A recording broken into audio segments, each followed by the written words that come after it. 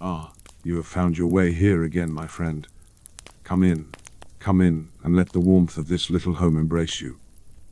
The night outside is deep and quiet, the kind of night when the stars seem to shine with particular clarity, as if they too are listening to the stories that in cozy places such as this. Sit down, yes, that chair there by the fire. Let me pour you something warm to drink, and then, if you are willing to listen, I shall tell you a tale. But tonight's tale is different from those I have told you before. Tonight, I shall not speak of ancient kings or fallen cities, wars long past or treasures long lost. Tonight, if you will permit an old wizard a measure of indulgence, I shall speak of myself, my own journey, my own story. For I have been a very long time, my friend, longer than you might imagine, and in all that time I have rarely occasion to sit by a warm fire and simply tell my own tale from beginning to where I might call the present. Where to begin? Ah, that is always the question, is it not? Every story must start somewhere, but the beginning of a life, especially a life so such on line, is not so easy to locate. Shall I begin with my birth? But I was not born, not in the way you understand birth. Shall I begin with my arrival in these mortal lands? But I existed long before that arrival, in forms and places that would be difficult to describe to one who has only known this world. Let me try to explain, as does McKellen, who I truly am, and forgive me if my words sometimes fail to capture the reality of things, for there are experiences that lie beyond the ready language spoken in Middle-earth. In the beginning, before there was a world, before there was time as you understand it, there was UNOFFICIAL, the one who made all things.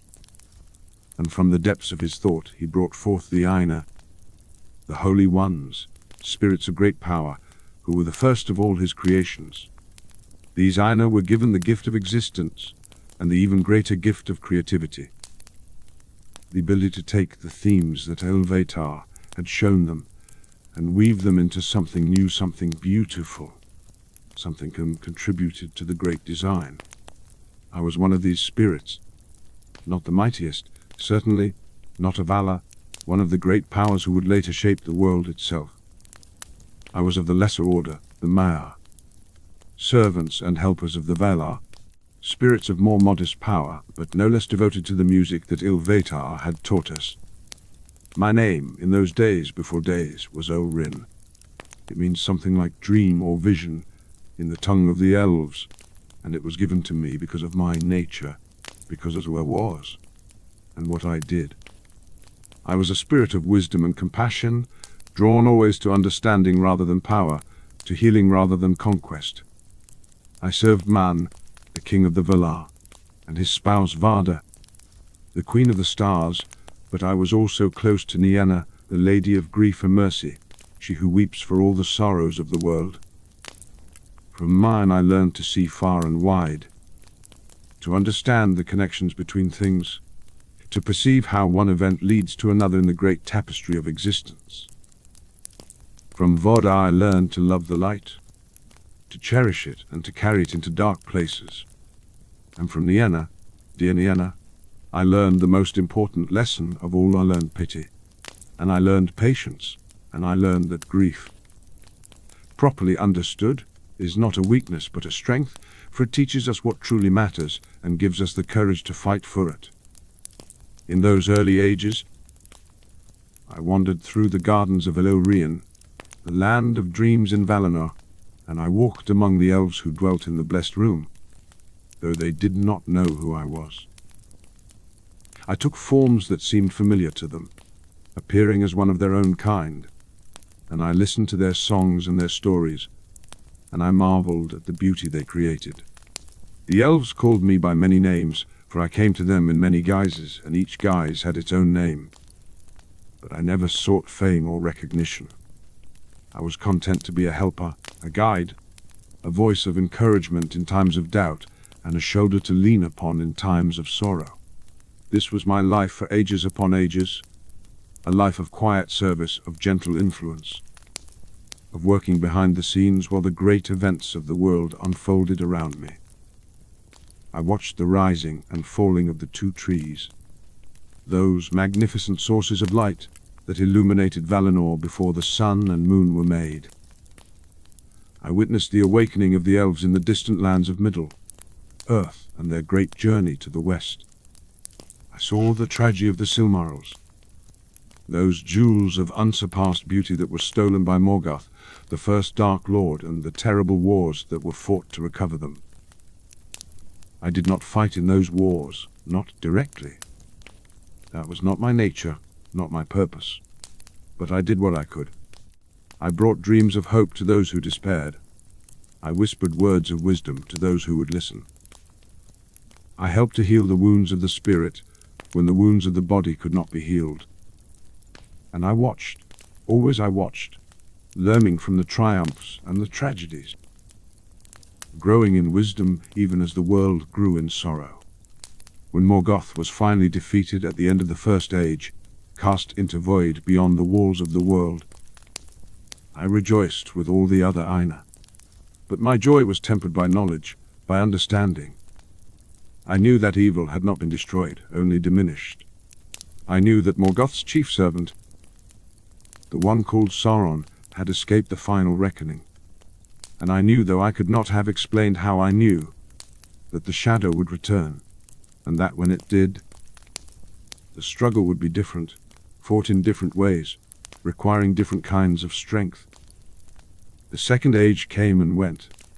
I watched from afar as Sauron rose to power in the east, as he deceived the elven smiths and forged the rings of power, as he built his dark tower in Mordor and declared himself the Lord of the Earth. I saw the rise of Eni Mena, that great kingdom of men, and I wept when I saw its fall, destroyed by its own pride and its foolish desire for immortality. I witnessed the last alliance of elves and men, when Sauron was finally overthrown and the One Ring was cut from his hand. And then, for a time, there was peace. The ring was lost. Sauron was reduced to a shadow, unable to take physical form, unable to threaten the world as he once had. The Third Age began, and the peoples of Middle-earth began to rebuild, to heal, to forget. But the Valar did not forget.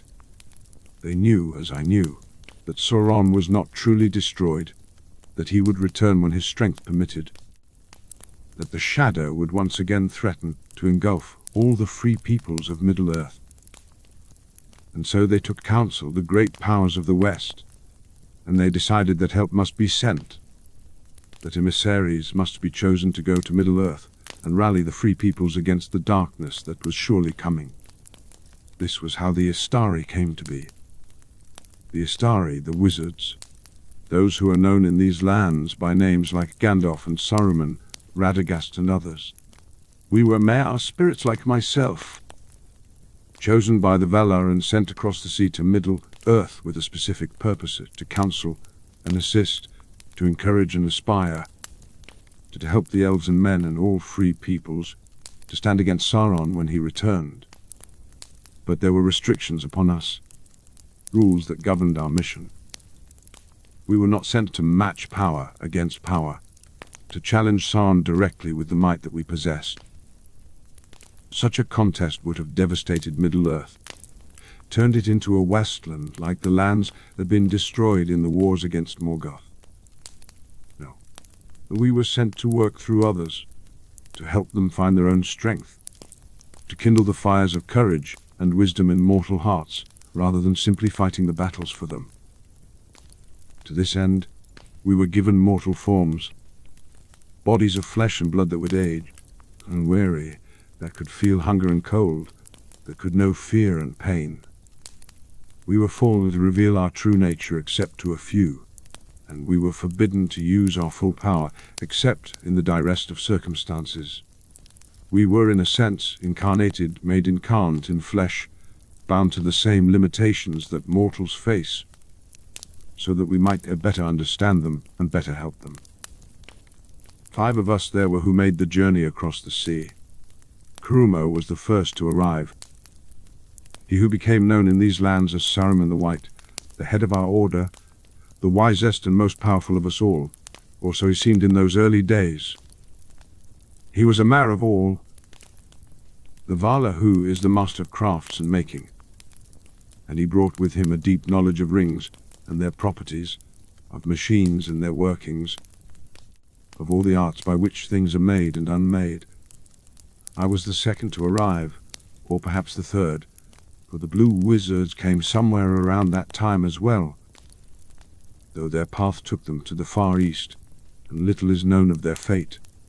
Was sent by Mang and Varda, as I have told you, and I brought with me whatever wisdom and compassion I had learned in the long ages of my existence.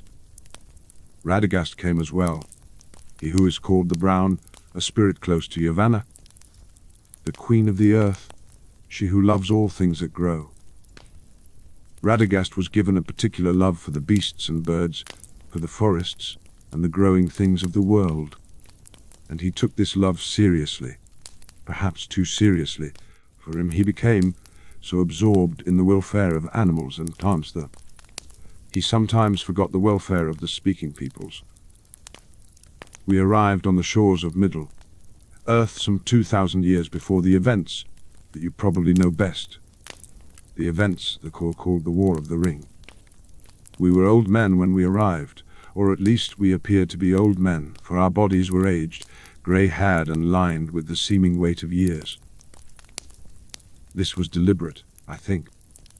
Old age commands a certain respect, a certain willingness to listen, and it also conceals power. No one fears an old man that might fear a warrior in his prime, and we were not meant to be feared.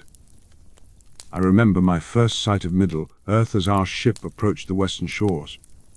The grey heavens, they call that place. The harbour from which the elves depart for the Undying Lands.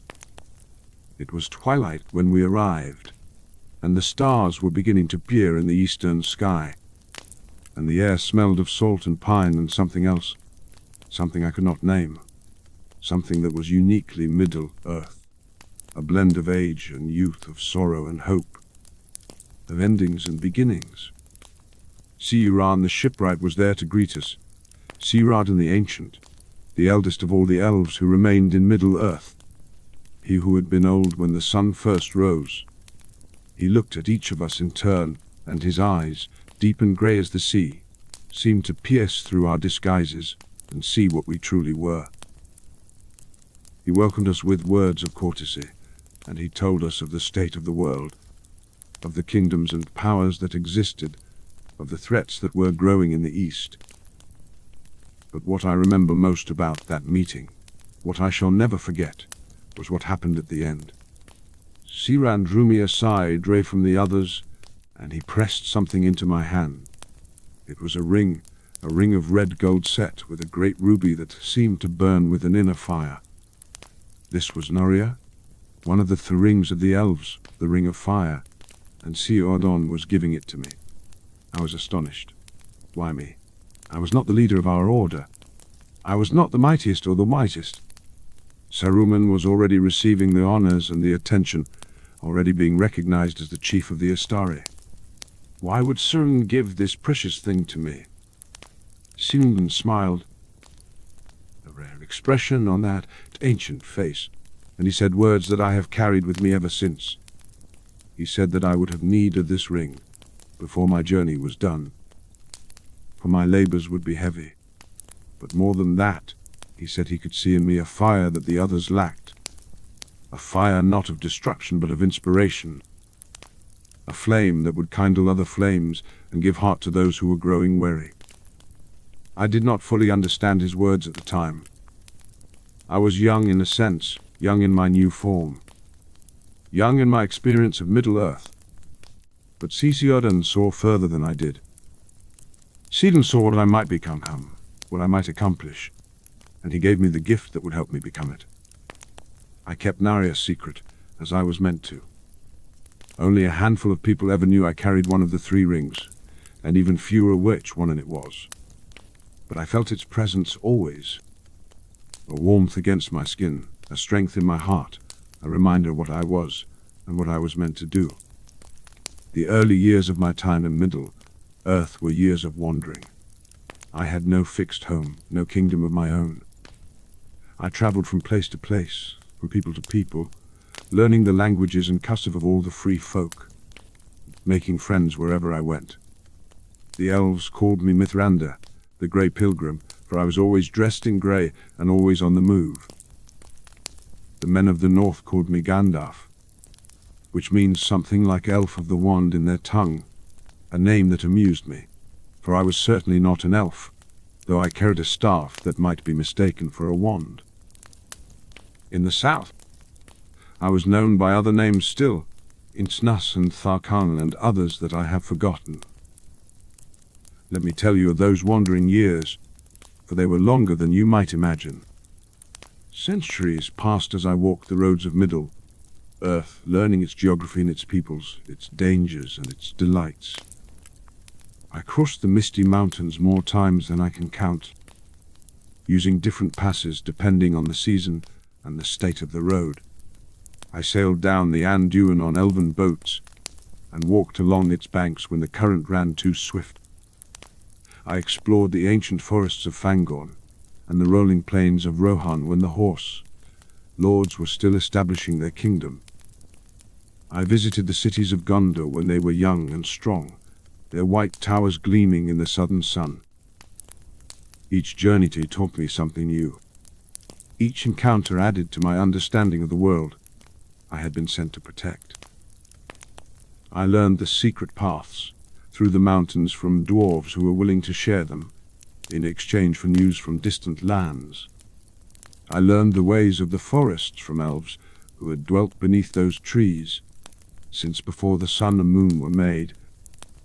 I learned the songs and stories of men from bards and storytellers in 100 different towns, each region having its own traditions, its own heroes, its own way of understanding the world. I also learned the locations of danger, the places where evil lurked and malice festered. There were ruins in Middle-earth, remnants of older civilizations, where dark things still dwelt. There were caves and caverns where creatures of nightmare made their homes. There were forests that had grown sick, poisoned by some ancient evil that still lingered in the soil. I mapped these places in my mind, kept track of which threats were growing and which were fading, tried to understand the patterns of darkness that moved across the land. During these years, I developed my skill with fireworks. It may seem a trivial thing, a wizard spending his time making pretty explosions for the entertainment of villagers and festival goers. But there was wisdom in it, if you understand. Fireworks brought joy. Fireworks created moments of wonder and delight. Fireworks reminded people that magic could be beautiful as well as terrible. Their power could be used to brighten lives rather than darken them.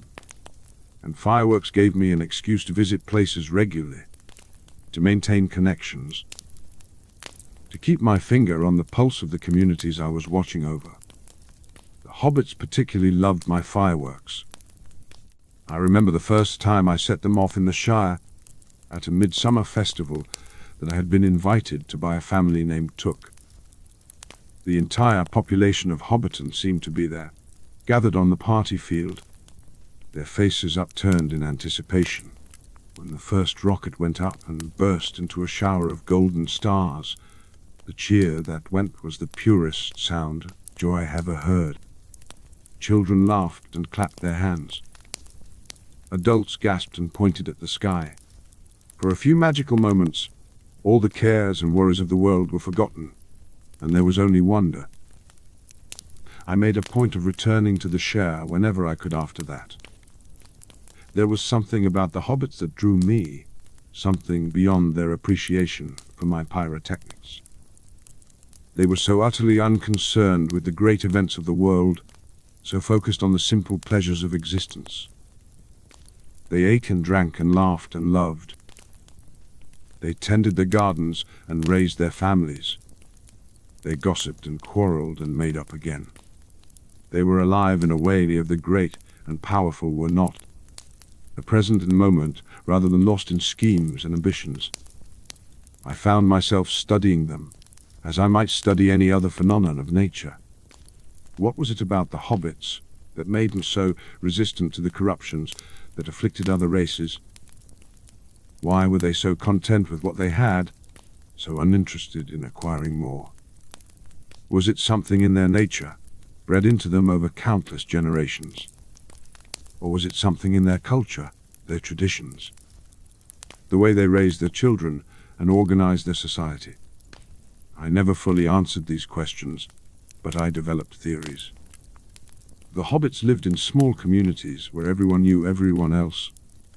There was no anonymity, no possibility of hiding true nature behind a mask of respectability. If you were cruel, your neighbors would know. If you were greedy, your neighbors would talk. If you were honest and generous, your neighbors would remember. There's constant accountability. This inescapable exposure to the judgment of your community seemed to encourage virtue in a way that the great cities of men could not match. The hobbits also had a strong tradition of contentment. They celebrated what they had rather than yearning for what they lacked. Their songs were about the joys of home and hearth, not the glories of conquest and adventure. Their heroes were not warriors and kings, but farmers and gardeners, people who made things grow and communities thrive. This cultural emphasis on appreciation rather than acquisition seemed to inoculate them against the restless striving that drove so many others to destruction. I learned much from the hobbits, though they never knew they were teaching me. They thought I was the wise one, the mysterious wizard with his staff and his fireworks and his cryptic pronouncements. They did not realize that I watched chihuahuas carefully as they watched me, that I was taking notes on their way of life as diligently as any scholar in the libraries of Gondor. These observations would prove valuable later, when the time came to choose a ring bearer. But that was far in the future. In those early centuries, I simply wandered and watched and learned, building the knowledge base that would eventually allow me to play my part in the great events to come. I found that I had a particular affinity for certain peoples. The elves I loved, of course, for I had known them longest, and I spent many years in the great elven realms of the time Rivendell, ruled by an half-elven and Lothlorien, where Galadriel dwelt with her husband Celeborn. These were places of beauty and wisdom, refuges of light in an increasingly dark world, and I returned to them often to rest and to counsel and to learn. But I also found myself drawn to a folk others thought little of, a folk who lived in a quiet corner of the world and seemed to have no part in the great events of history. These were the hobbits, the halflings, the little people of the Shire. They fascinated me from the first moment I encountered them. They were so different from all the other peoples I had known, so content with their simple lives, so uninterested in power or glory, so devoted to the homely pleasures of food and friendship and the cultivation of their gardens. There was a wisdom in them, I realized, a wisdom that the great and mighty often lack. They knew what truly mattered. They knew that life is not measured by the battles you win or the treasures you acquire, but by the love you give and receive, by the joy you find in simple things, by the peace you make with yourself and your neighbors. I learned as much from the hobbits as I ever learned from the great sages of the elves, though the lessons were of a different kind. I became a friend to the Shire, a familiar figure at their festivals and celebrations. I brought fireworks, which I had learned to make in my wanderings, and the hobbits delighted in them, though they did not entirely trust me. I was too strange, too unpredictable, too much a reminder that there was a wider world where their comfortable borders. But I did not mind their suspicion. I came and went as I pleased, and I kept an eye on them, for I had a feeling, a premonition that I could not explain, that the hobbits would one day play a part in events far greater than any of them could imagine. The years passed, and then the decades, and then the centuries. I watched the world change around me, watched kingdoms rise and fall, watched the elves slowly diminish and withdraw, watched the race of men grow in numbers and in power. I watched Sauron's shadow grow in the east, felt the darkness spreading like a stain across the land. I knew that the time was coming, the time I had been sent to prepare for. But I did not know when it arrived or what form it would take.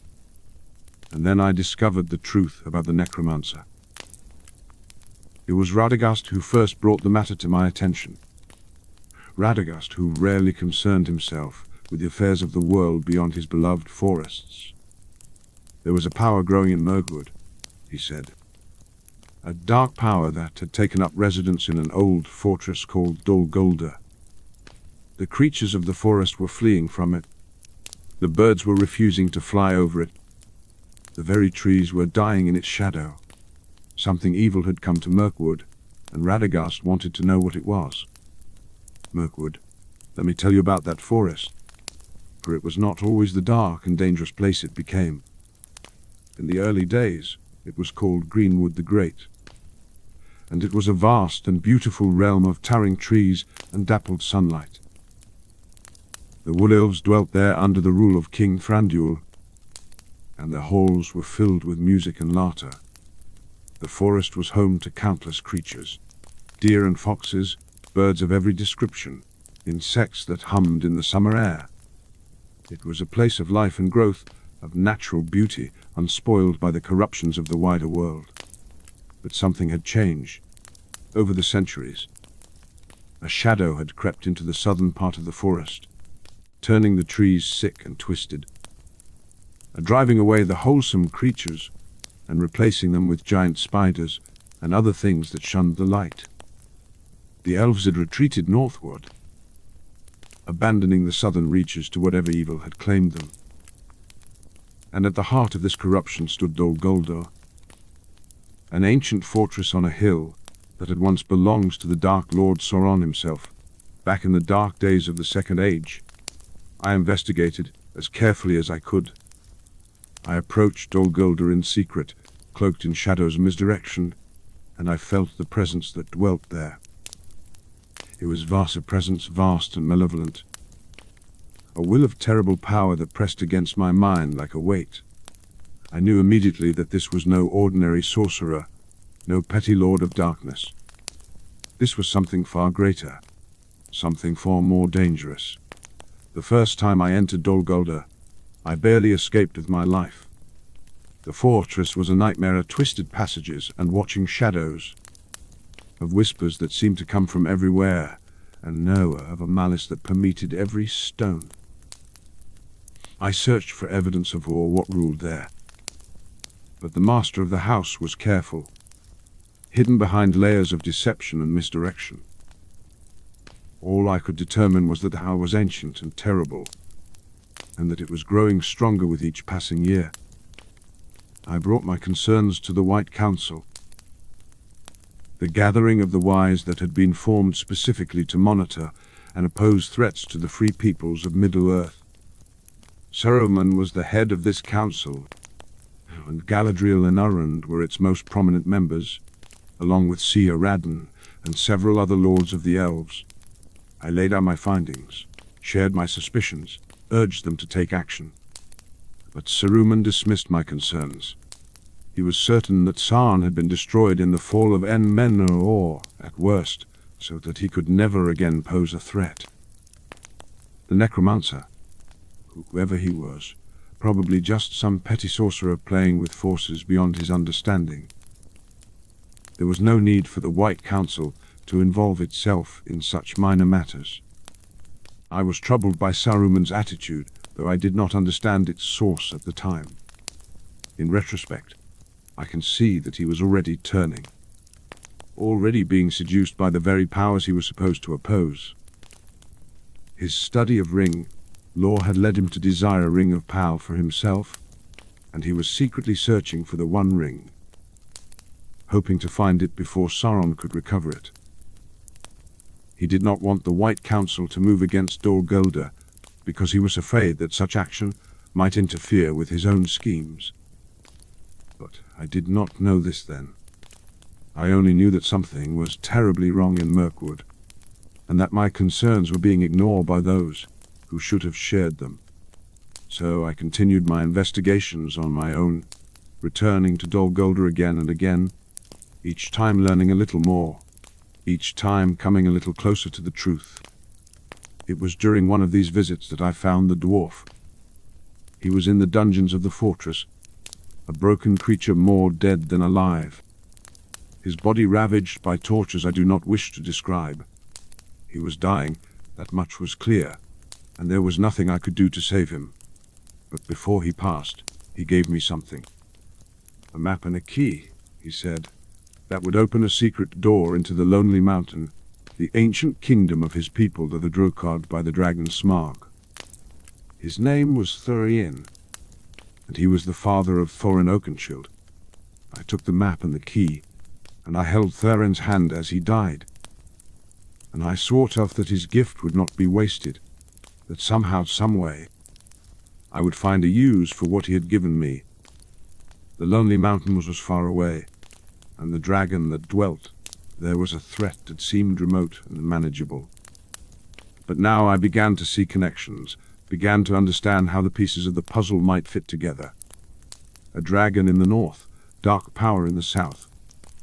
Both threats, both growing, both potentially devastating, and between them, scattered and disorganized, the free peoples of Middle-earth, unaware of the dangers that were closing in on them. I suspected, even then, what I was dealing with, but I needed proof. I needed to be certain before I could convince the others, before I could rally the forces that would be needed to confront such an enemy. So I waited and I watched, and I gathered information wherever I could find it. It was during this time of investigation that I first met Thorin Oakenshield. Thorin was a dwarf, a prince of the line of Durin, heir to a kingdom that had been lost. His grandfather, Thoa, had been king under the mountain, ruler of the great dwarvish realm of Erebor, until the dragon came.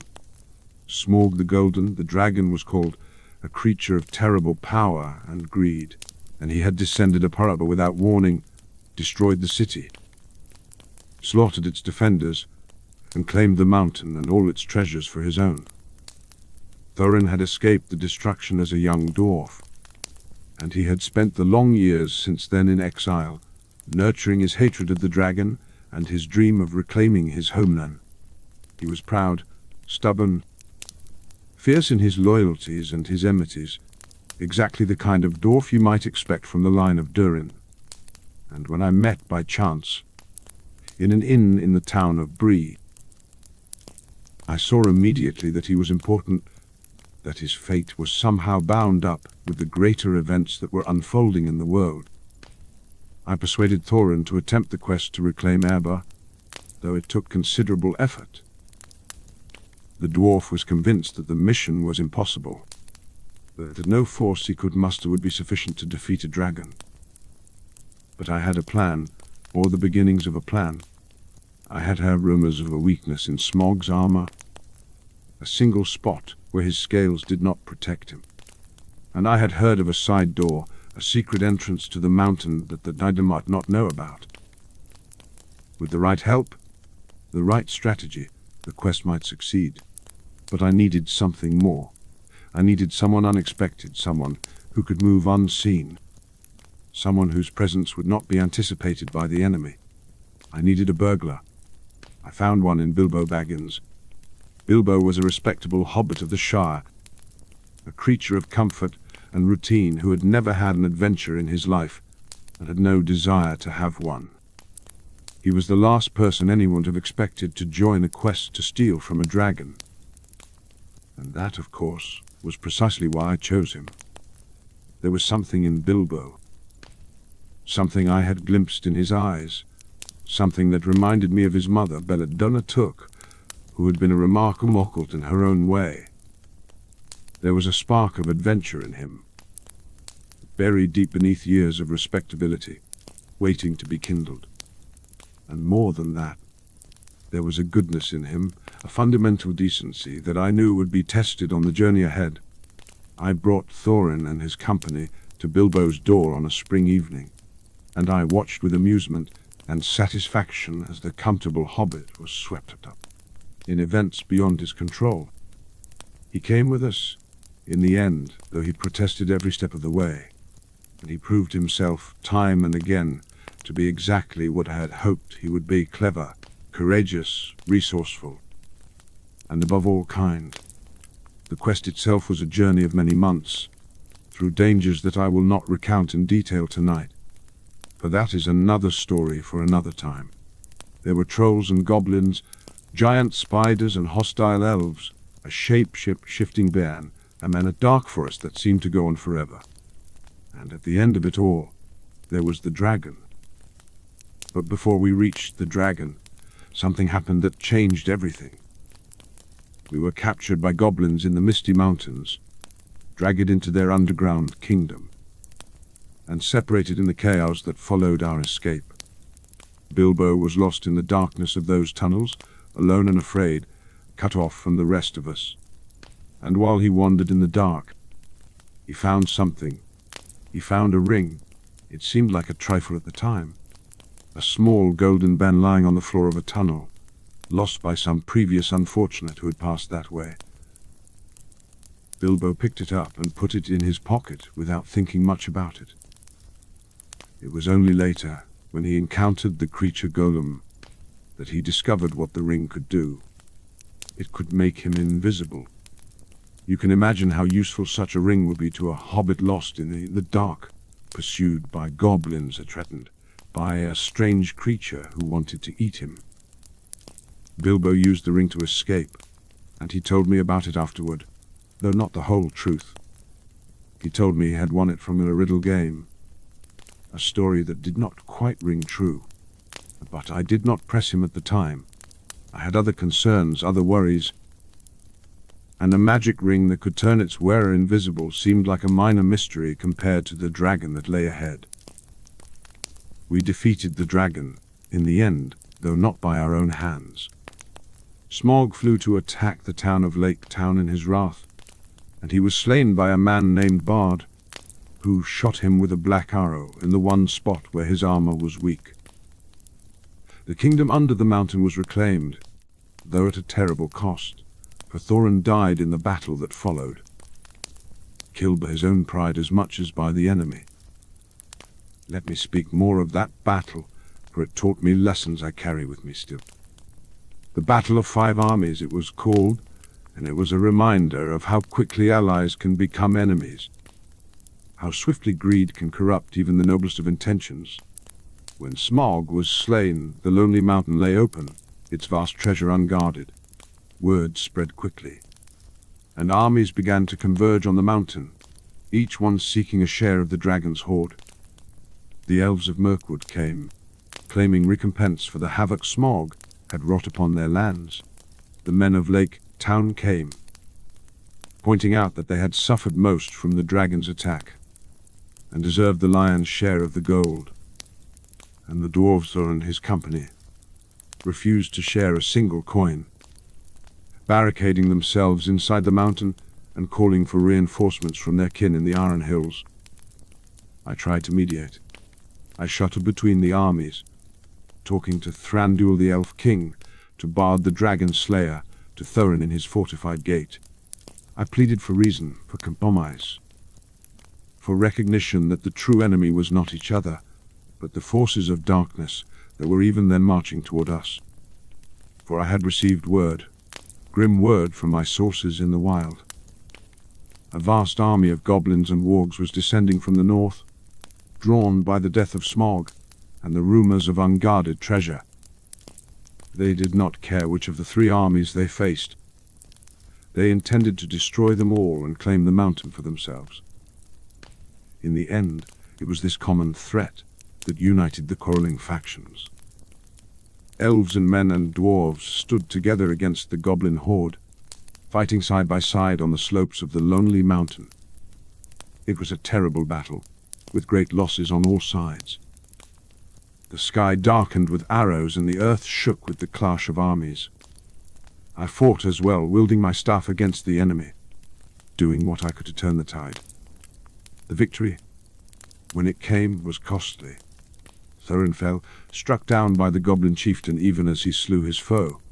His nephews, Efli and Phil with him, defending their uncle to the last. Many others perished, elves and men and dwarves alike, the blood soaking into the rocky soil. I was with Thorin at the end. The dragon's sickness had left him, burned away by the wounds that were killing him, and he was himself again, the noble dwarf I had first met in that inn in Bree. He apologized for his behavior, for the greed that had nearly led to disaster. He asked me to forgive him, and I did. How could I not? He was a good dwarf at heart, led astray by treasure and pride. And in the end he had found his way back to honor. The treasure was divided fairly after the battle, with each claimant receiving a portion. Bilbo took his share, a modest sum by dwarvish standards, but more than enough to keep a hobbit comfortable for the rest of his life. He also took something else, something he did not report to the others. A coat of mithril mail, light as a feather, and stronger than any armor made by mortal hands. It had been a gift from Thorin, given before the dragon sickness had fully taken hold, and Bilbo kept it hidden, sensing somehow that it might be important one day. It was important. Years later, that same coat would save the life of another hobbit, in a dark place far from the lonely mountain. But I did not know that then. I only knew that the quest was over, the dragon was dead, and Bilbo was going home. I left the lonely mountain soon after the battle, for I had urgent business elsewhere. The White Council, the gathering of the wise that had been formed to oppose Sauron, had finally been convinced to move against Dol Guldur. Saruman had resisted the action for years, for reasons I did not fully understand at the time, but at last he had agreed. We assaulted the fortress together.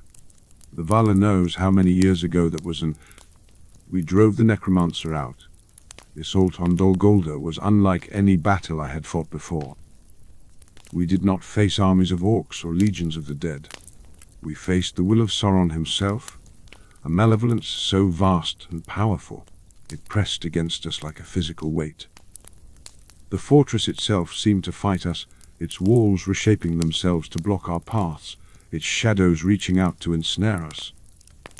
But we were the White Council, the mightiest gathering of free folk since the last alliance. Galadriel was there, bearing one of the 3 rings, her power blazing like a star in the darkness. Elrond was there, his wisdom and his sword equally deadly. Saruman was there, his voice wielding power that could crack stone and shatter will. And I was there, adding what strength I could to the combined assault. We broke through the fortress's defenses. We drove back the shadows. We confronted the necromancer in his innermost sanctum. And we cast him out, stripping away his hold on the fortress and forcing him to flee. But we were too late. The necromancer, whom I now knew for certain to be Sauron himself, had fled before we arrived. He had gone to Mordor, to his ancient stronghold, and there he was rebuilding his power, preparing for the war that was to come. Our victory at Dol Guldur was hollow. We had driven the enemy from one fortress, but he had simply moved to another, stronger one. And I could not stop thinking about Bilbo's ring. It nagged at me, that ring. It bothered me in ways I could not explain. I found myself remembering the look in Bilbo's eyes when he spoke of it, a look that was not quite right, a look that reminded me of something I had seen before, but could not place. I remembered how Gollum had called it his precious, how obsessed he had been with it, how utterly it had dominated his existence. I began to research, to dig through old records and ancient texts, to ask questions those who might know. I visited Minas Tirith, the great city of Gondor, and I spent years in its libraries, searching for any mention of a ring of power that turned its wearer invisible. I spoke with Elrond and Galadriel, with Saruman and others who knew the lore of rings, and slowly, terribly, the truth began to dawn on me. Let me tell you of those years of research. for they were among the most difficult of my long existence. The libraries of Minas Tirith were vast, repositories of Muda collated over thousands of years, and the documents I sought were scattered among millions of others, uncatalogued, misfiled, sometimes literally crumbling to when I touched them. I searched for the account of Isildur, the king who had cut the ring from Sauron's hand at the end of the Second Age. I knew the basic story, of course, how Isildur had claimed the ring as Werjolf for his father and brother, how he had refused to destroy it when he had the chance, how he had been killed by orcs on his way north, the ring lost in the river Anduin. But I needed the details. I needed to know what Isildur had written about the ring, what properties he had observed, what warnings he might have left who came after. For centuries, my searches turned up nothing. The archives of Gondor had been pillaged and scattered over the ages, as the kingdom rose and fell and rose again. Many documents had been lost in wars and fires and floods. Others had been deliberately destroyed by those who feared what they contained. The scroll I sought might have been anywhere, might have been nowhere, and then, after decades of searching, I found it. It was in a dusty corner of the archive, misfiled among records of grain shipments from the early Third Age. A scroll, written in Isildur's own hand, describing the ring he had taken from Sauron. The ink had faded and the parchment was fragile, but the words were still legible. And they confirmed my worst fears. Isildur wrote of a ring that was precious to him, a ring that he would never give up. A ring that seemed to grow heavier and hotter the longer he possessed it. He wrote of letters that appeared on the band when it was heated, letters in an unknown script that he could not read. He wrote of the ring's power to render its wearer invisible, and of the strange reluctance he felt to use this power, as if the ring itself were somehow watching him, waiting for something. The letters on the ring, that was the key. Isildur had not been able to read them, but I could. I knew the black speech of Mordor, had studied it during my long years of research. If those letters were what I suspected they were, if they were the inscription that Sauron had placed upon the One Ring when he forged it in the fires of Mount Doom, then Bilbo's little treasure was not just a ring of power. It was the One Ring. I did not want to believe it. I told myself I was being foolish, that I was seeing patterns that were not there, that the coincidence was just that, a coincidence. But the evidence kept mounting, and I could not ignore it forever.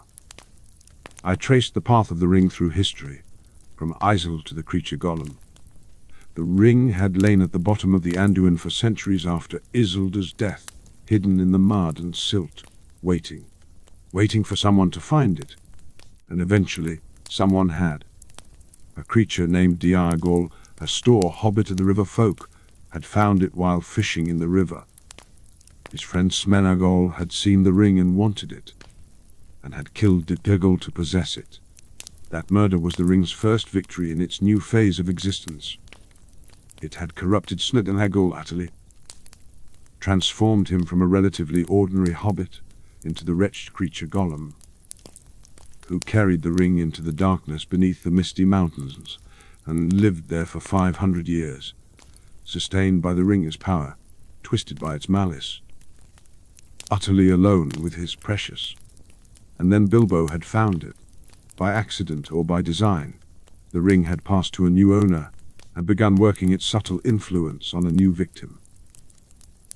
And now it was in the Shire, in a land of innocent hobbits who knew nothing of the great powers of the world, who could not comprehend the danger that lived among them. Bilbo's ring might be the One Ring, the ring of Sauron, the ring that controlled all the other rings, the ring that, if Sauron ever recovered it, would give him the power to dominate all of Middle-earth. I went back to the Shire.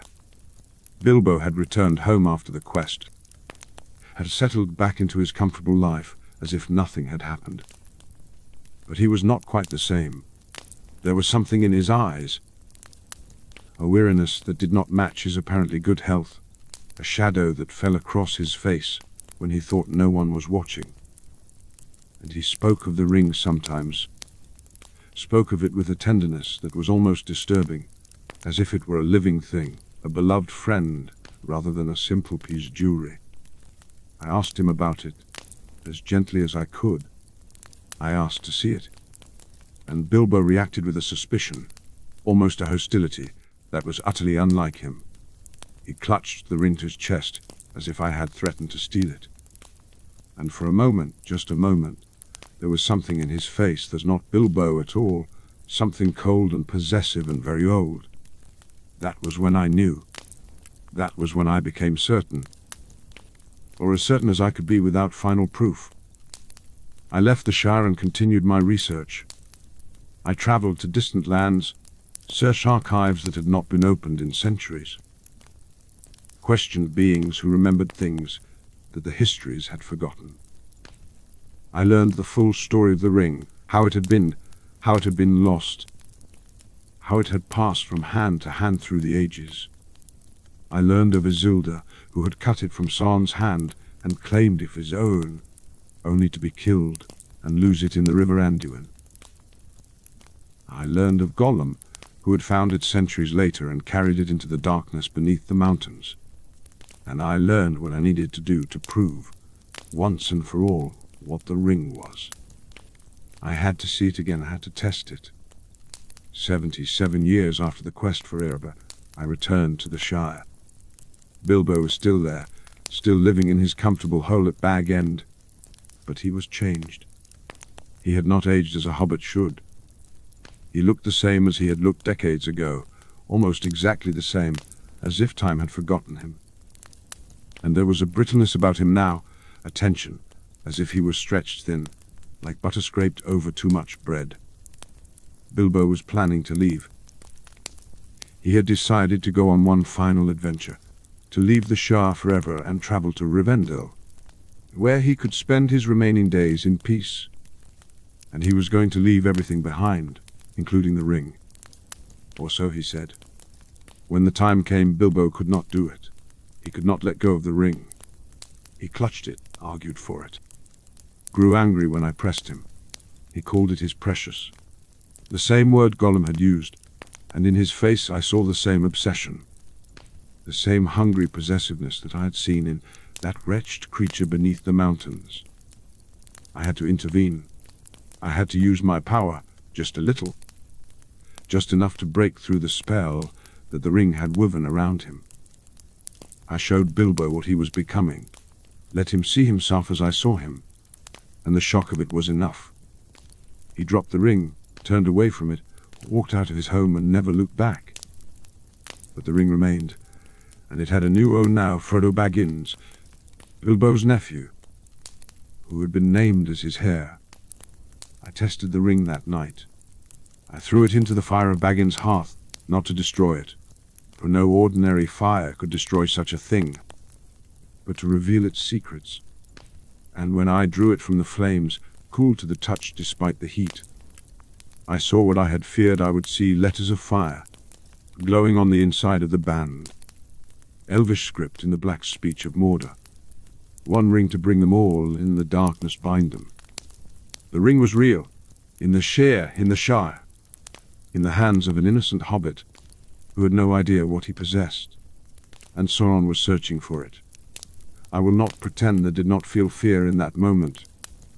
I am not immune to fear, whatever stories might be told about me. I felt the weight of what had been discovered, the enormity of the threat that faced us, and I felt very small, very mortal, very inadequate to the task that lay before me. But fear is not always a bad thing. Fear can clarify the mind.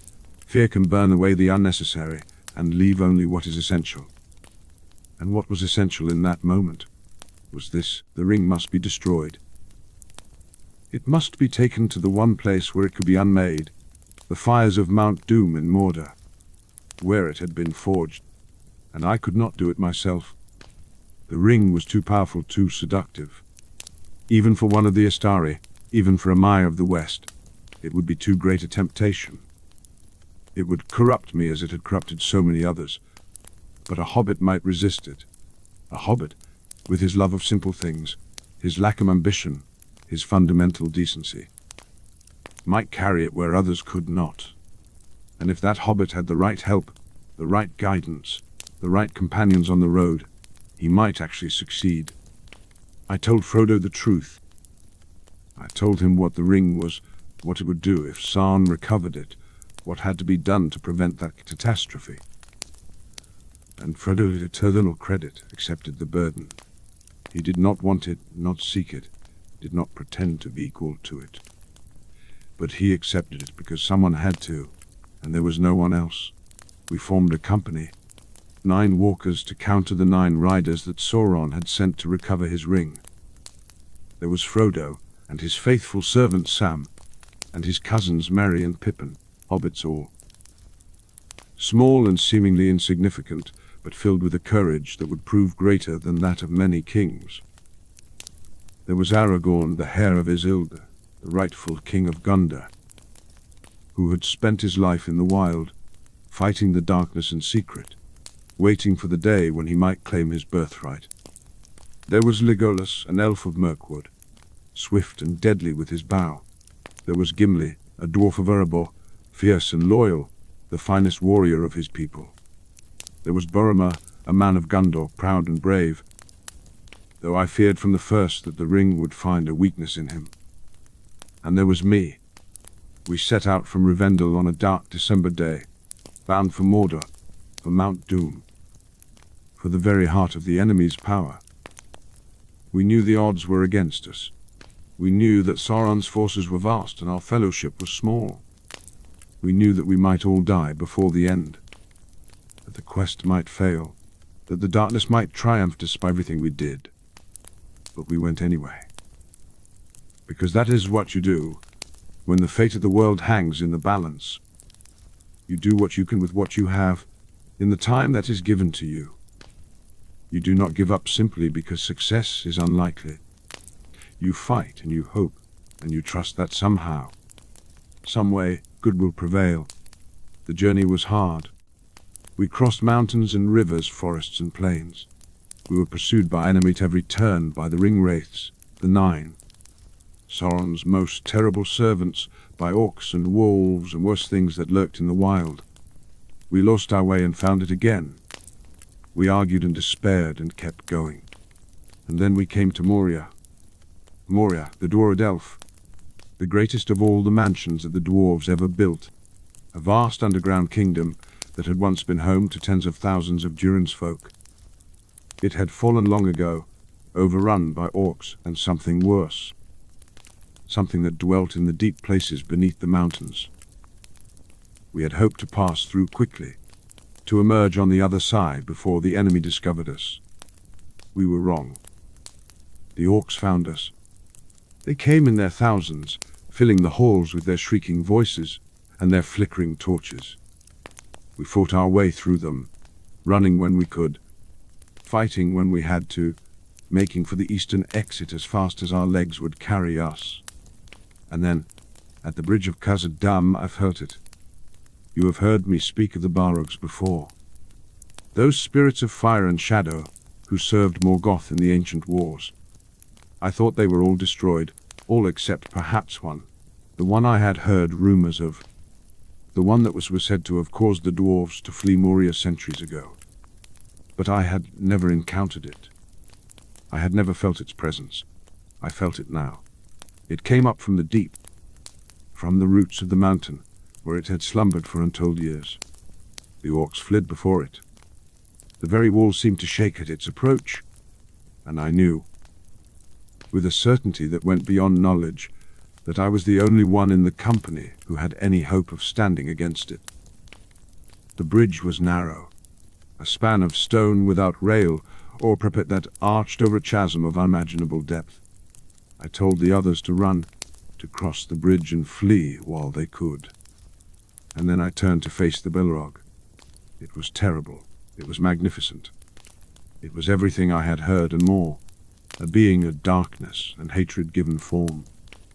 Wreathed in flames that cast wild shadows on the walls, It carried a whip of many thongs and a sword that burned like a torch. Its eyes were pits of fire, and its roar shook the foundations of the mountain. I called upon all the power I possessed. I called upon the fire that Sirrar had given me, the fire of hope and inspiration that was the opposite of the Balrog's destructive flame.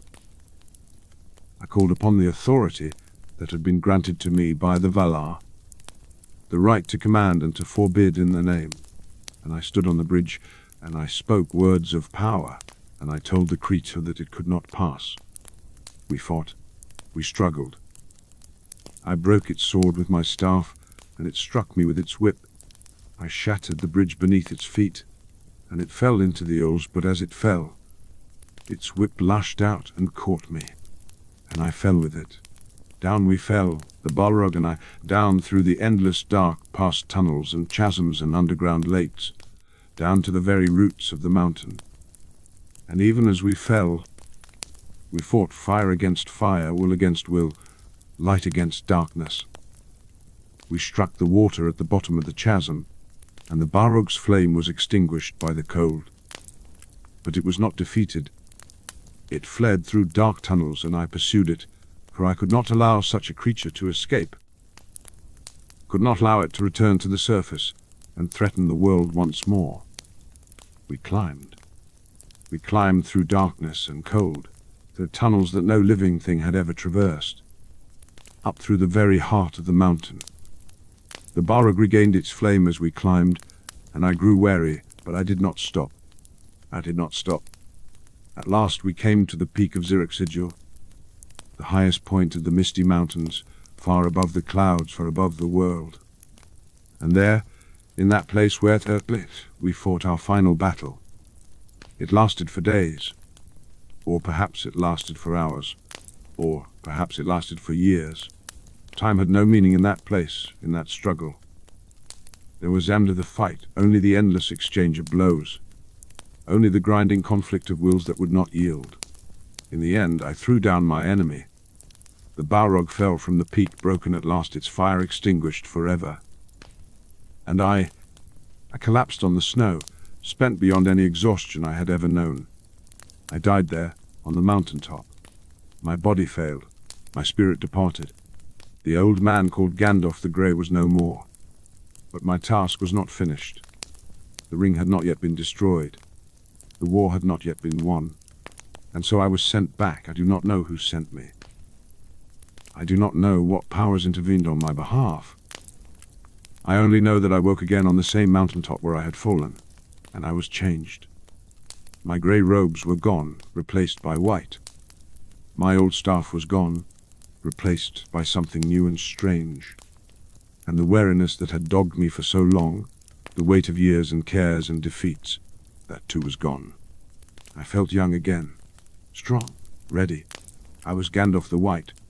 The great eagle Gwaihir found me there and bore me away, down from the mountaintop to the land of Lothal Rian, where Galadriel tended to me and clothed me anew.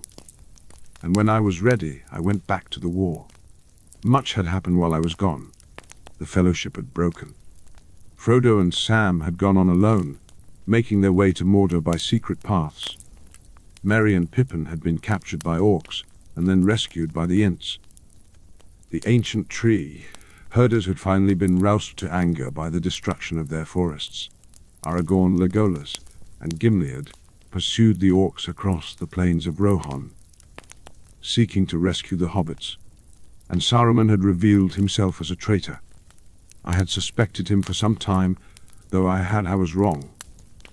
Saruman had been the head of our order, the White Wizard, the wisest and most powerful of us all. But power had corrupted him. His study of the enemy's devices had led me to admire them, to desire them, to seek to become like the very darkness he was supposed to oppose. He had allied himself with Sauron, or so he believed. He had simply become another pawn in Sauron's game. Saruman had built an army in Isengard, an army of orcs and men, and he had sent them against Rohan, the kingdom of the Horse Lords. He thought he could conquer the land, claim it for himself, perhaps even find the ring before Sauron did, and use it to supplant his master. He was wrong. I rode to Rome with all speed, and I found it in turmoil. King Theoden had been ensorcelled by Saruman's agent, a worm of a man named Grimmer who had whispered poison in the king's ear for years. Theoden sat on his throne like a living corpse, aged beyond his years, broken in spirit, useless to his people. I healed him. I drove out the poison that Saruman had planted in his mind, restored him to himself, gave him back his will and his courage, and Theoden, once he was himself again, proved to be a king worthy of the name. He rallied his people, called his warriors to arms, rode out to meet the enemy in battle. The Battle of Helm's Deep was one of the great struggles of that war. 10,000 orc against a few hundred Rohirrim, a fortress of stone against an army of iron. The odds were hopeless. The night was dark, the rain fell in sheets, and the enemy came on, wave after wave, never stopping, never tiring. Let me paint for you the picture of that night, for it was a night I shall never forget. The fortress of Helm's Deep was ancient, built into the side of a mountain, its walls rising sheer from the valley floor. It had been designed to be impregnable, a last refuge against any invader. But Saruman's army was vast, beyond anything its builders had imagined, and they carried with them weapons of a new and terrible kind. The first waves crashed against the deeping wall, a massive barrier that stretched across the mouth of the valley. The defenders held barely, raining arrows down upon the enemy, pushing back the scaling ladders, fighting with desperate courage. But there were too many orcs and too few defenders, and as the night wore on, it became clear that the wall could not hold forever. And then came the explosion. Saruman had discovered a power that few in Middle-earth understood, the power of blasting fire, a substance that could be ignited to destroy even the strongest fortifications.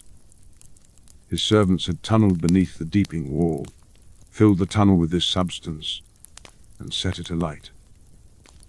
The explosion was tremendous, a roar that shook the very mountains, a blast that tore a great breach in the wall through which the orcs poured like a black tide.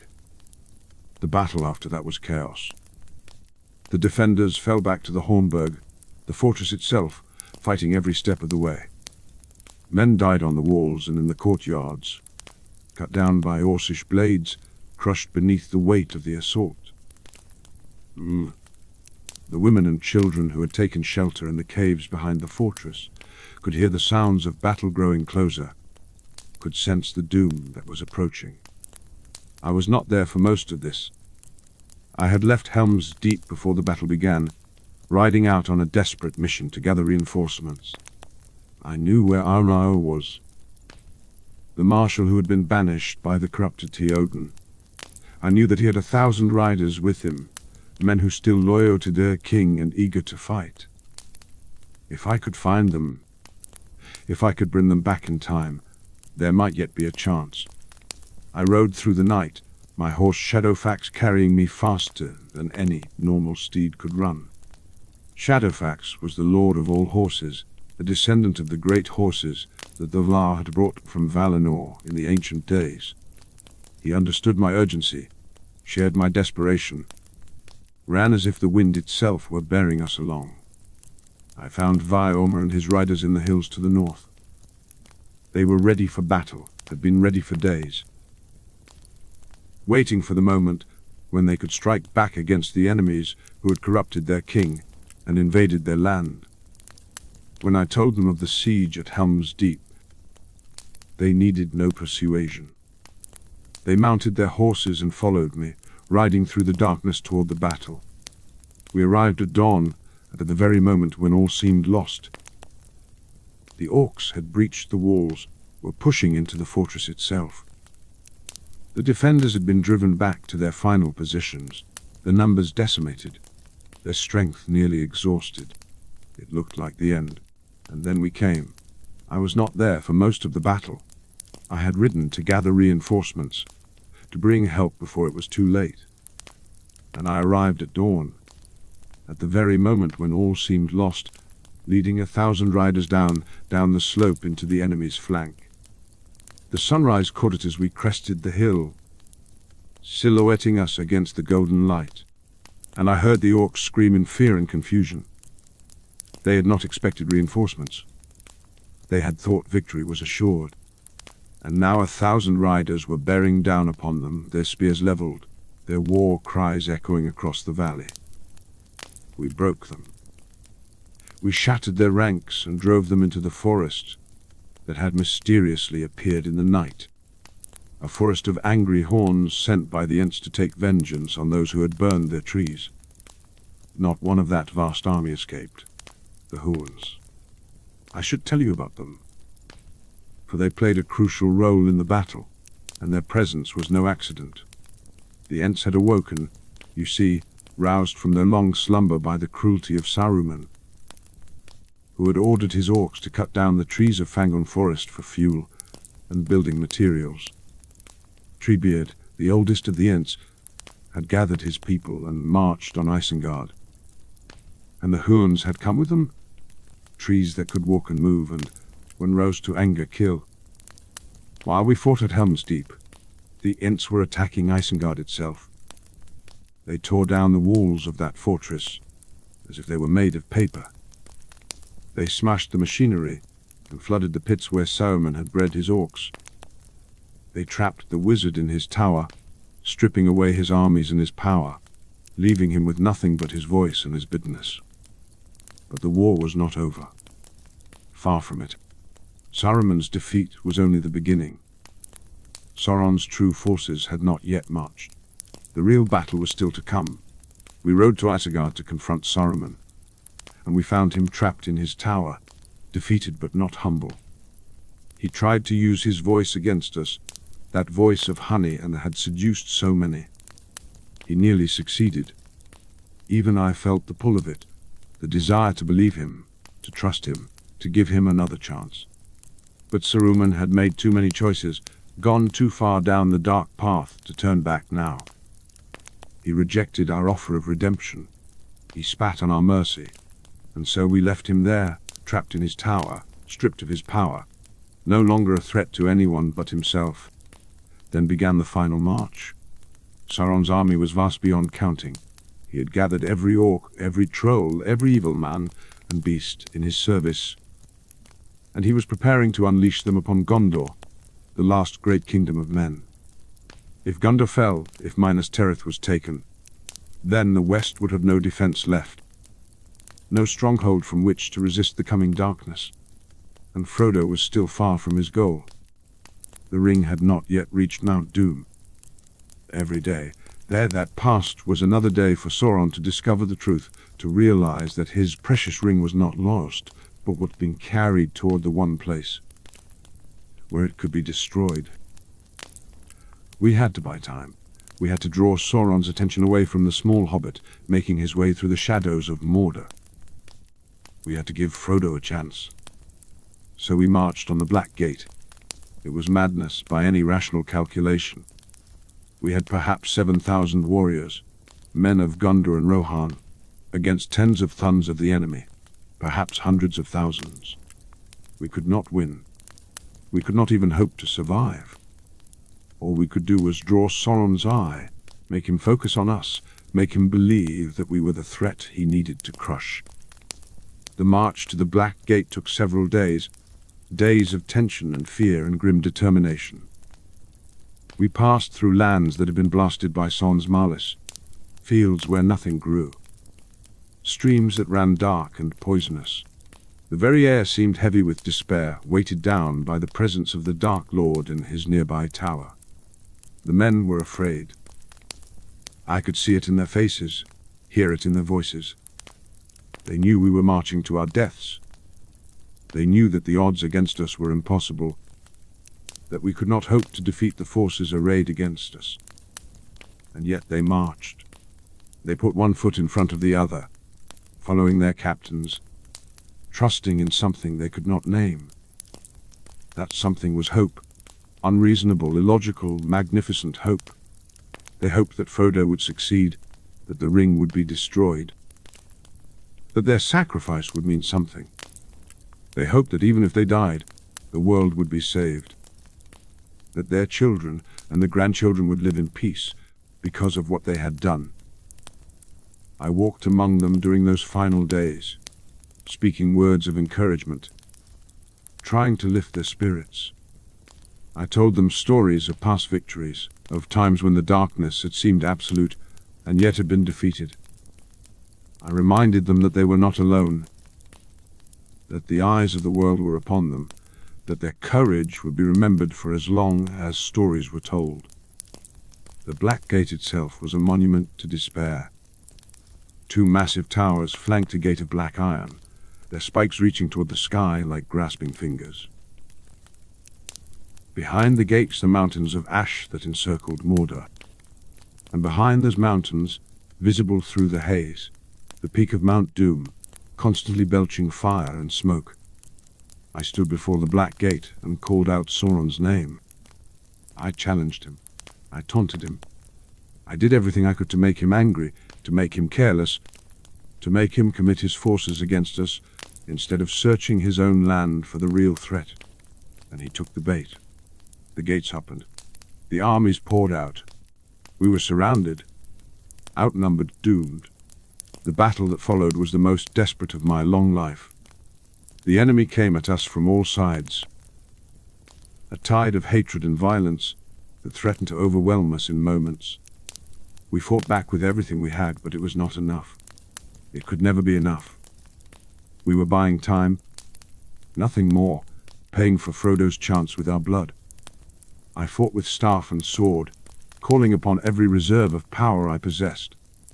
I rallied the men when they faltered, held the line when it threatened to break, threw myself into the thickest of the fighting again and again. Around me, heroes fell.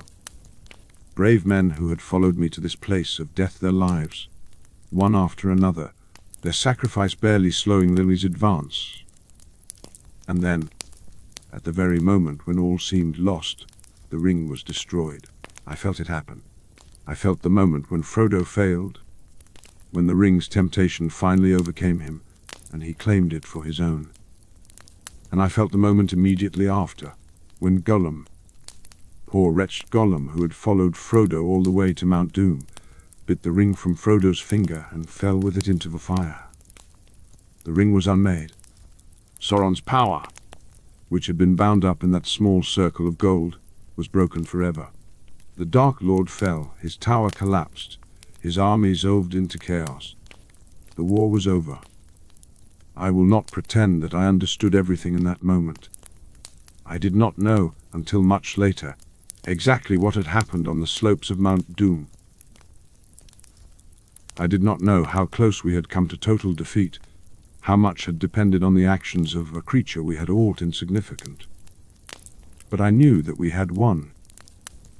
I knew that the darkness had been pushed back one more time, and I knew that my task, the task I had been sent to accomplish 2,000 years before, was finally complete. The days that followed were days of joy and sorrow mixed together. We found Frodo and the Sam on the slopes of Mount Doom, barely alive, saved at the last moment by the great eagles. We returned to Minas Tirith, and Aragorn was crowned king, taking his rightful place on the throne that his ancestors had occupied millennia before. There were weddings and celebrations, reunions and farewells. Let me tell you of the crowning of Aragorn, for it was one of the most beautiful moments I have ever witnessed. The people of Gondor gathered on the fields before Minas, with tens of thousands of them filling the plain like a sea of red faces. They had suffered so much, these people, had endured siege and battle, and the very presence of darkness pressing against their walls. And now they had come to see their new king, the king who had been promised for so long. The heir of Elendil returned at last. Aragorn walked through the crowd alone, dressed in simple clothes, bearing no crown and no symbol of office. He was nervous. I could see it in his eyes, though he hid it well. He had spent his entire life preparing for this moment, had been raised to be king even as he wandered the wild and fought in shadows. And now that the moment had come, now that the weight of kingship was about to descend upon him, he felt the enormity of what he was accepting. I placed the crown upon his head myself, the ancient crown of Gondor that had waited in its vault for this day. It was heavier than it looked. That crown, heavy with of all the kings who had worn it before, heavy with the expectations of a people who had waited so long for deliverance. But Aragorn bore the weight well. He straightened his shoulders, lifted his chin, and looked out over his people with eyes that were suddenly royal, suddenly majestic, suddenly every inch the king he had always been meant to be. The cheer that went up from the crowd was deafening. It rolled across the plain like thunder, echoed off the white walls of the city, rose into the sky like a prayer of thanksgiving. These people had been living in shadow for so long, had been preparing for defeat for generations. And now the shadow was lifted, and their king had come, and the future stretched before them full of hope. And then Arwen came. Arwen Undermeal, the even star of her people, the most beautiful of all living things. She came through the crowd on her father's arm, dressed in silver and white, her dark hair flowing behind her like a river of night. She had waited for Aragorn for so long, had loved him through decades of uncertainty and danger, had given up her immortality for the chance to spend one brief mortal lifetime at his side. When Aragorn saw her, his kingly composure cracked, his face lit up with a joy so pure, so overwhelming, that I had to look away for a moment, feeling that I was intruding on something too private, too sacred for outside eyes. He went to her, took her hands in his, and they stood there together, king and queen. Two people who had loved each other through the darkness, and had finally found their way to the light. The wedding was held that same day, and it was the most joyful celebration I have ever attended. There was music and dancing, feasting and drinking, laughter that seemed to shake the very stars. The people of Gondor and Rohan celebrated together, old rivalries forgotten, old wounds healed by the simple fact of shared survival. The hobbits were there, of course, honored guests at the high table, and I watched them with something like paternal pride as they took their place among the grains of the world. There were other reunions as well. Omer was crowned king of Rohan, succeeding his uncle Theoden, who had died so nobly on the Pelennor fields. Faramir, who nearly died in the siege of Minas Tirith, was named Prince of Ithilien and given the hand of Eowyn, the shield maiden who had slain the witch king and then found a new purpose in healing rather than war. Old alliances were renewed. New friendships were forged, and the free peoples of Middle-earth looked forward to a future that, for the first time in living memory, seemed full of possibility. But amidst all the celebration, there was also grief. The cost of victory had been high, and many good people had not lived to see this day. And there was also grief. Theoden was dead, killed in the Battle of the Pelennor Fields. Many others had fallen as well, good people who had given their lives so that the rest might be free. And I felt the weight of their sacrifice, felt it pressing down on me like a physical burden. Theoden's death was particularly hard for me to bear.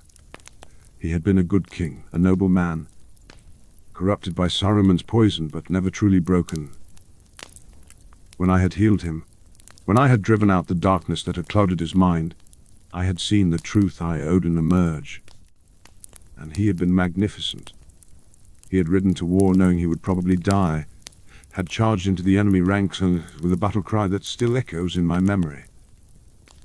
And he had fallen, struck down by the Lord of the Nazgul, his body broken but his spirit undefeated. I mourned Theoden, and I mourned all the others who had died in the war.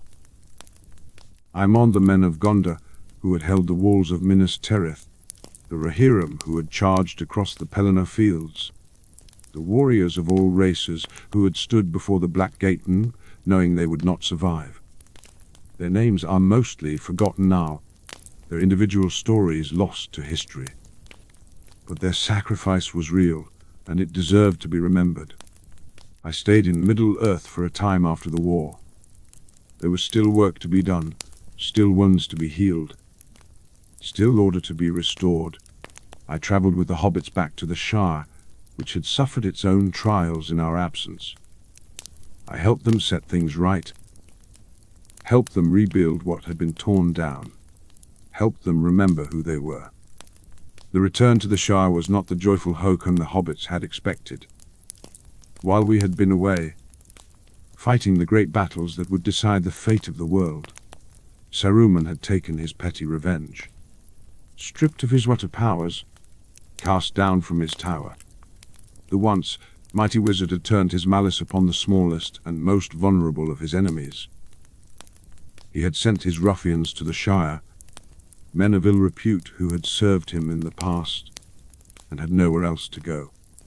They had bullied and intimidated the hobbits, cutting down trees, building ugly buildings, establishing a regime of petty tyranny that was all the more cruel for its smallness.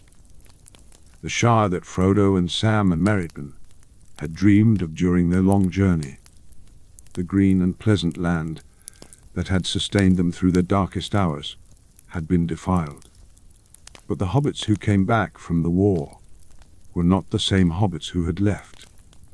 They had seen battle, they had faced enemies that would have broken lesser folk. They had grown, in ways that even they did not fully understand, into warriors and leaders. And they were not about to let a few ruffians and a fallen wizard take their home from them. The scouring of the Shire, they called it afterward. The hobbits rose up against their oppressors, led by Merry and Pippin, who had learned the arts of war from the Rohirrim and Gondorians.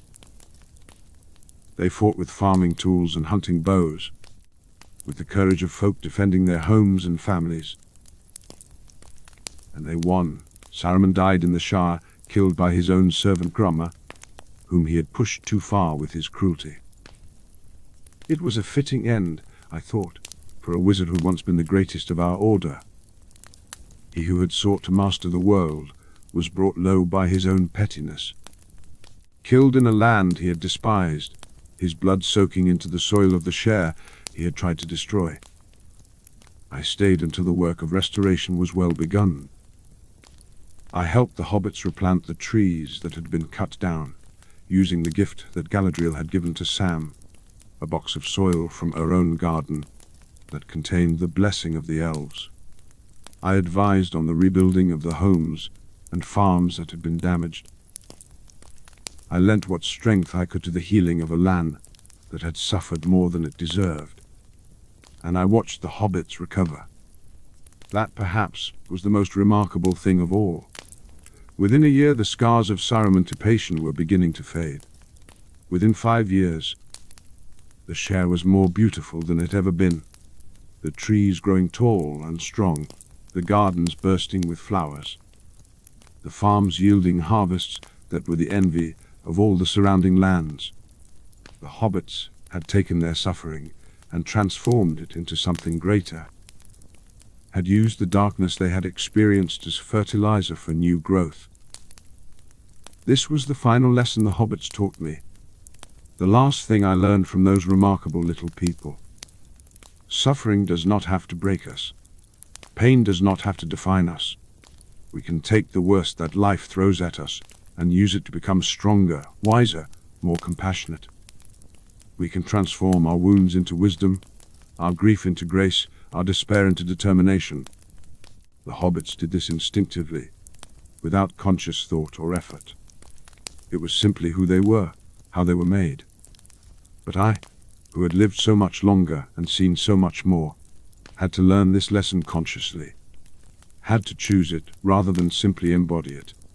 And I am grateful to the hobbits for teaching me, for showing me by their example what it means to truly recover from trauma. And then, when the work was done, when the last loose ends had been tied up, I left. It was time. My task was complete. The age of the elf was ending, and the age of men was beginning, an age in which wizards and magic would have no place. I had done what I came to do, and now I had to go. I sailed from the Gravelands on a ship of the elves, accompanied by Frodo and Bilbo, who had earned the right to make that crossing by their sufferings, and by Galadriel and Anarund, the last of the great elves of Middle-earth. We sailed into the west, toward the Undying lands, toward Valinor, toward home. The day we left was grey and rainy, fitting weather for a departure that was both joyful and sorrowful. The grey heavens were quiet, as they always were in those final days, a place of endings rather than beginnings. Círdan was there, he who had given me the Ring of Fire so many centuries before. He stood on the pier and watched us go, and I saw in his ancient eyes a mixture of joy and sadness that I understood all too well. Sam was there too. Faithful Sam, who had carried Frodo across the plains of Mordor and up the slopes of Mount Doom. He had come to say goodbye to his master, his friend, the hobbit he loved more than anyone except his wife. And when Frodo told him that he was leaving, that he was going to a place to which there was no return, I saw Sam's heart break. But Frodo had to go. The wounds he had received in the quest, the wounds of blade and sting, and the worst wound of all, the wound the ring itself, could not be healed in Middle-earth. He would carry them all his days if he stayed, would never be whole, would never be free. In Valinor he might find healing. He might find peace. Bilbo came too. Old Bilbo, who had started all of this by finding a ring in the dark. He was ancient now, nearly as old as any hobbit had ever lived, and the long years without the ring had finally caught up with him. He was ready to rest, ready to see the shores of the Bifrost before he died. And he was happy, in the way that only those who have lived a full and remarkable life can be happy at its ending. The ship was beautiful, white as a swan, its sails catching the wind and carrying us out beyond the harbours, beyond the grey waters, beyond the circles of the world. I watched Middle-earth recede behind us, watched the last glimpse of the land I had called home for 2,000 years disappear into the mist. I remember standing at the prow of the ship as the grey rain curtain turned to silver glass, as the sun broke through the clouds, as the far green country opened before us under a swift sunrise. I remember the smell of the wind, clean and sweet, carrying the scent of flowers I had not smelled in 2,000 years. I remember the feeling of coming home, of returning to a place I had never forgotten, of being whole again after so long in exile. The crossing itself took time, though I could not tell you how much. Time moved differently on that ship, in those waters between the world and the blessed room. We slept and woke, ate and drank, told stories and sang songs. Bilbo wrote one final poem, a song of the sea and the shore, of endings and beginnings, of the long road that had brought us all to this place. Frodo was quiet for most of the journey, looking forward toward Valinor, his hand occasionally reaching toward the place where the ring had hung on a chain around his neck. The wound was still there. I knew the absence that would never quite be filled. But there was also hope in his eyes, a tentative that perhaps, in the land ahead, he might finally find relief. Galadriel stood at the prow of the ship, her golden hair streaming in the wind, her ageless eyes fixed on the horizon. She had lived in Middle-earth for thousands of years, had seen the rise and fall of kingdoms, had fought against Morgoth and Sauron, and all the darkness they brought. And now she was going home, back to Valinor, back to the land she had left so long ago in pursuit of her own kingdom, her own glory. Elrond was quieter, more reflective. He was leaving his daughter behind, Arwen, who had chosen mortality for love of Aragorn. He would never see her again. When she died, as mortals must, her fate would take her beyond the circles of the world, to a place where not even the elves could follow. It was a sacrifice he'd accepted, but the weight of it was visible in his eyes. As for me, I felt a strange mixture of completion and loss. My task was finished. I had done what I was sent to do, but Middle-earth had become my home in ways I had not expected. and leaving it felt like leaving a part of myself behind. And I remember looking back, just once, at the fading shore of Middle-earth. I saw the grey heavens disappearing into the mist. I saw the land I had loved and served for so many centuries. And I said goodbye. That is my story, my friend. The story of Orin, who became Gandalf, who became something more. The story of a wanderer who found his purpose, a servant who became a leader, an old man who died and was reborn.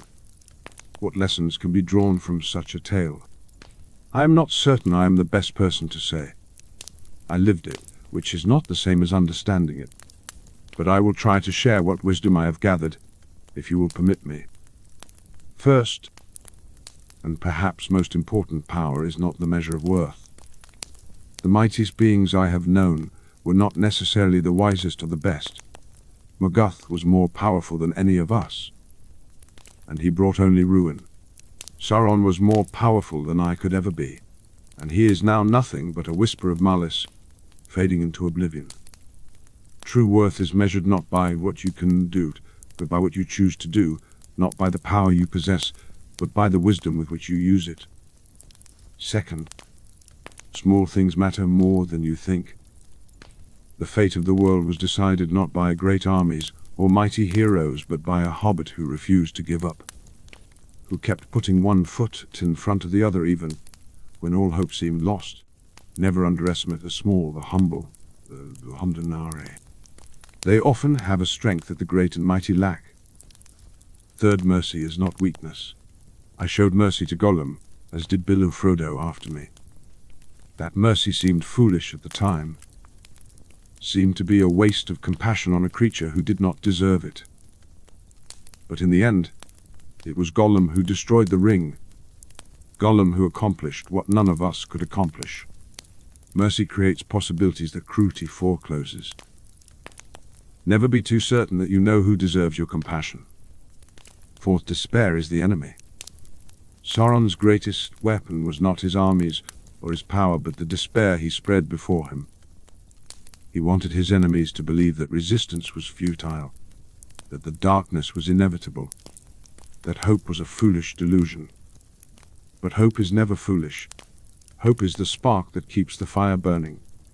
Hope is what allows us to fight even when we cannot win, to love even we might lose, to live even though we know we will die. Never surrender hope. It is the most precious thing we have. Fifth, the journey changes you. I am not the same being who arrived on the shores of Middle-earth 2,000 years ago. I have been shaped by everything I've experienced, by every joy and every sorrow, every triumph and every defeat. We are all being shaped all the time by the lives we live. Pay attention to what is shaping you.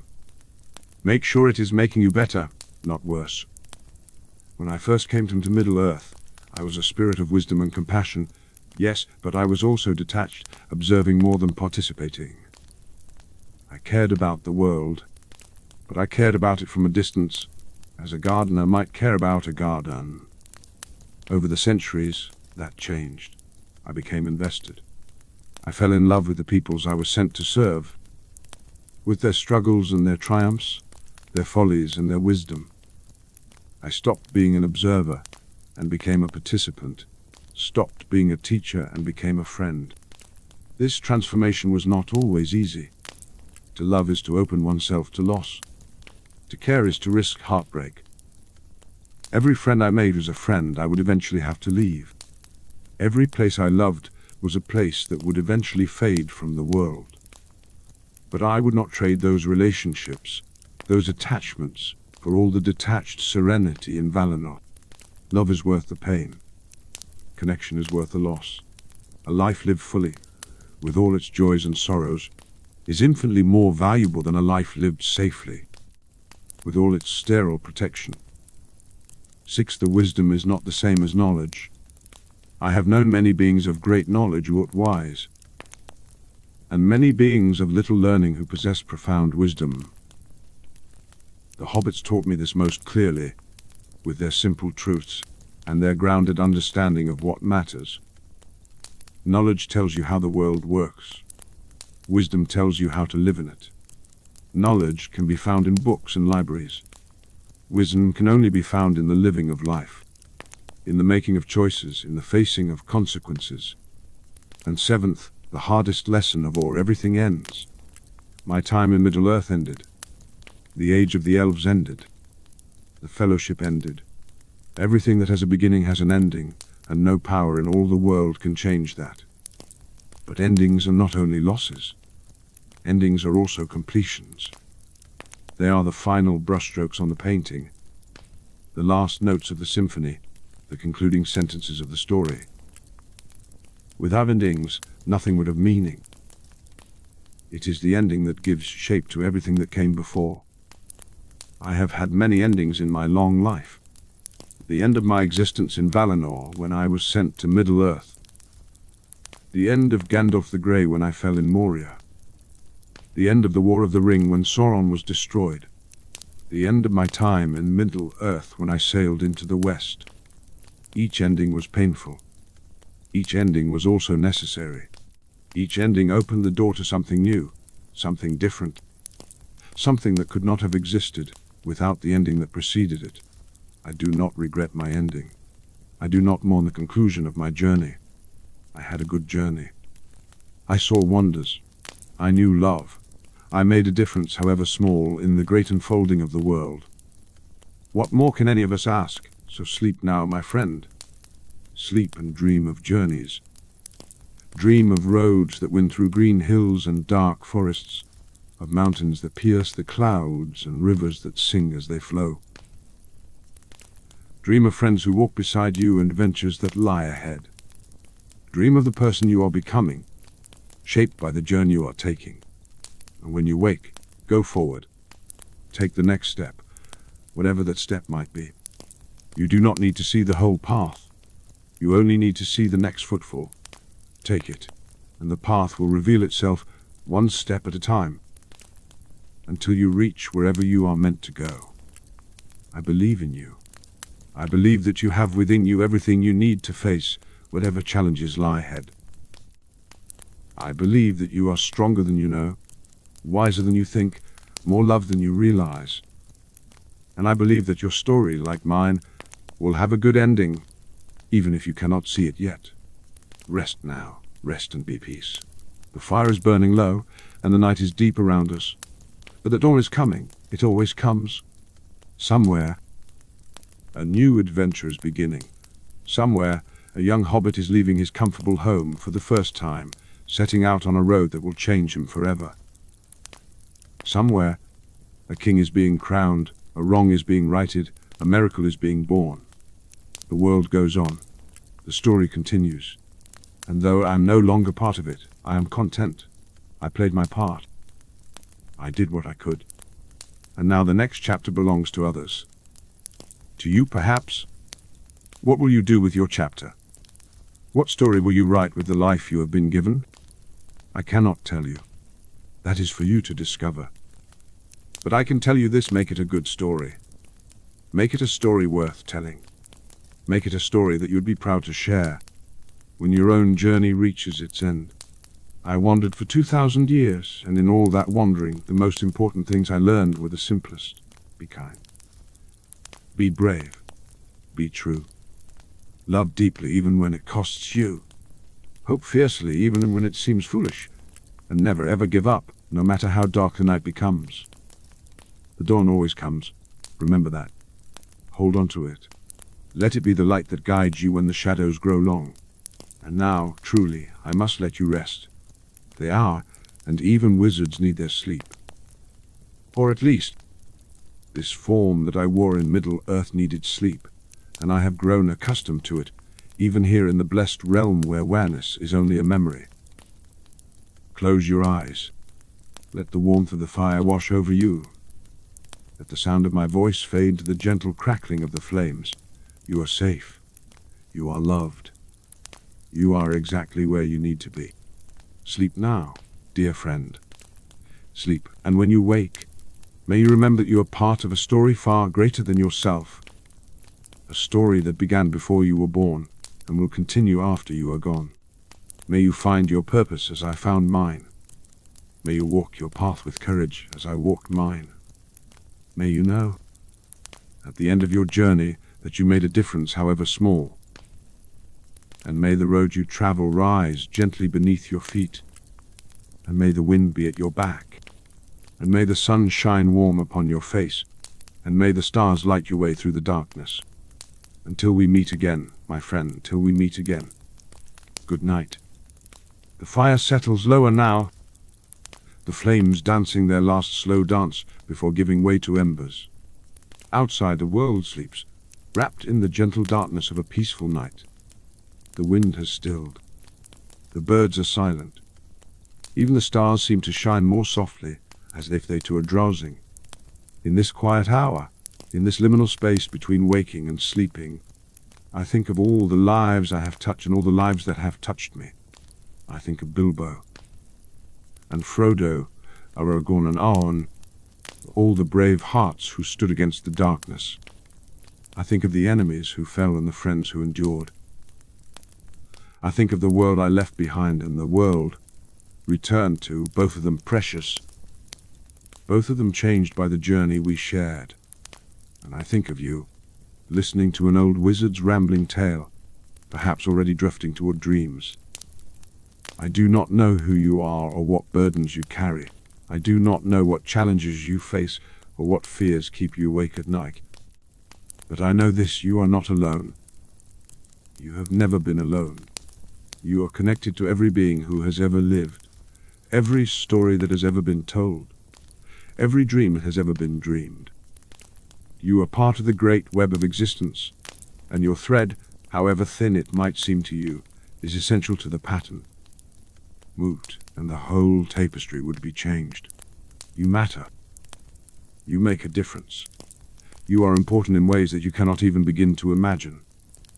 I have lived longer than most, have seen more than most, have known more beings and witnessed more events than I can easily count.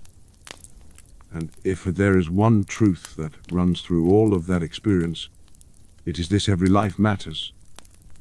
Every single life, from the greatest king to the smallest hobbit, from the mightiest wizard to the humblest gardener.